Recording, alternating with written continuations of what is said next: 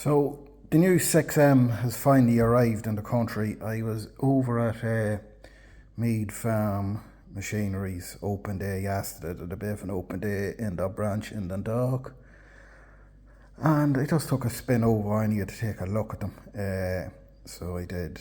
Now they're totally redesigned compared to the old model, and they're not really a kick in the arse now of the current spec of the O series.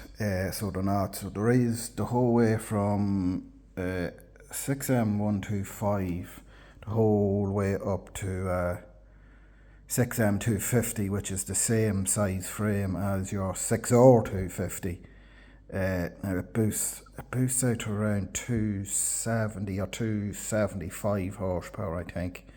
Now, I think the O might go a wee bit more, but other than that, now I have to say I was well impressed by them. The cabs, although the cabs are a bit smaller than the O, they still have got a serious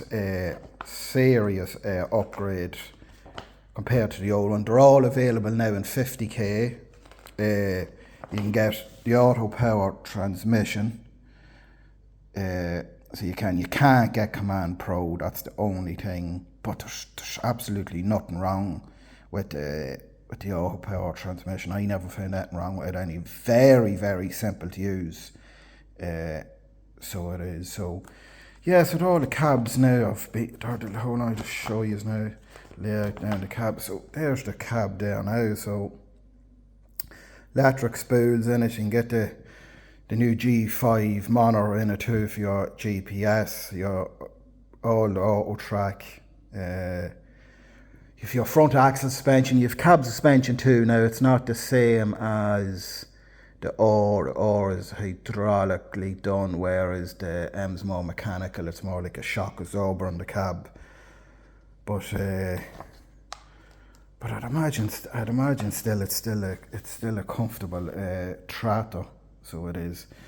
So I'm just kind of wondering now, with the spec of these, and you can get the whole way up to a 250, will there be, like, if they're significantly cheaper than the O series, what is actually the point then of going for the O? You have a slightly bigger cab, all right, and you have Command Pro, but other than that, well, for the likes of myself anyway, I can't see any point, because you have all your GPS and auto track and everything in these now. There's a reversion fan in them as well, for cleaning out the radiator. Oh, where's that?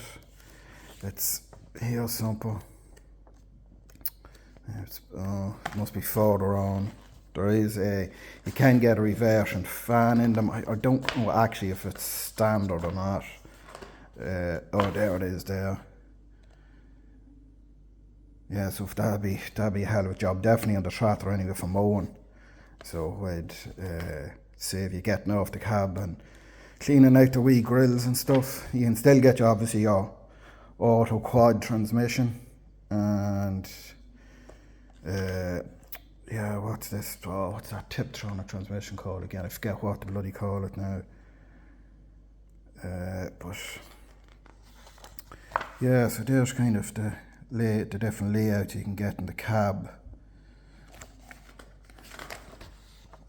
But other than that, yeah, I have to say I couldn't fault them. Looking at them yesterday, they're all on big brutes of tyres too. They're all a 70mm wall in them, compared to the 65. It just gives the Trato the extra lift and makes it that bit chunky or that bit a bit more of a brute of a looking thing. So it is. So yeah, so I'm just wondering now, what is, or why will somebody choose still go for the O over the M? Now I presume there's probably big upgrades coming to the O later on this year or early next year, because size as the M now is just too close in spec to justify the extra money. But that's my thoughts on it anyway. Sure, if any of the rest of you have a different thought on it, sure, drop your comments in the comment section, and tell me what you think. Maybe I'm missing on something there that I'm not really thinking of, but there's all the different axles you can get for them.